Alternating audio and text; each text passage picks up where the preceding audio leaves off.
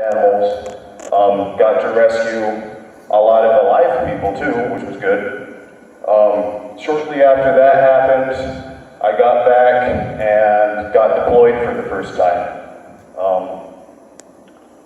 It was an interesting time when I initially, the first time, got deployed. Went to Iraq, and this was 2 weeks after my father passed away. So, my dad passing away was very obviously a traumatic time. Died suddenly, was killed in a car accident right out there on Highway 2. And 2 weeks later, I landed in Iraq, and that was definitely a kind of an eye-opening experience. Let me check my notes here so we get back on track right here.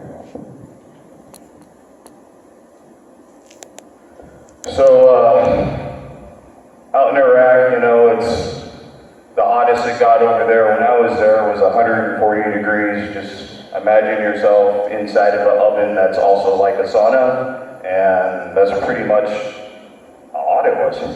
So it was crazy. Can't really explain it. This first time I got shot at when I was over there, got shot at a lot, I'll tell you that. Those guys are bad at shooting because they clearly couldn't hit me. Then got blown up a few times. It was a very, very tough tour. We were out in the middle of nowhere. We did a lot of convoys. We did a lot of foot patrols.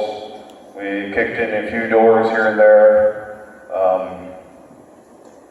But this one particular time, it was actually our very last tour before we came home. We went up to this place that's called Mosul, and where we were located, where our base was kind of down by the Kuwaiti-Iraq border, just out in the middle of nowhere out there. And so we convoyed all the way up to Mosul. I forget what our load was or why we even went up there, but got up there no problem. Went through a lot of sandstorms. And the sandstorms over there were crazy because when the wind would come in, it'd blow the sand around, and sometimes it was so bad you'd put your hand in front of your face and you couldn't even see your hand. It was nuts. Sometimes it took like 6 months to wash all the dirt and sand out of your gear after you got home.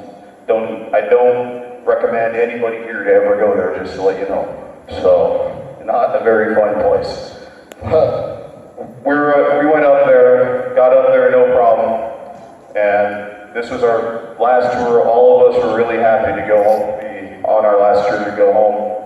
Started coming back down, and we got, I don't know, I can't even remember the name of the base, but we pulled into this base to pick up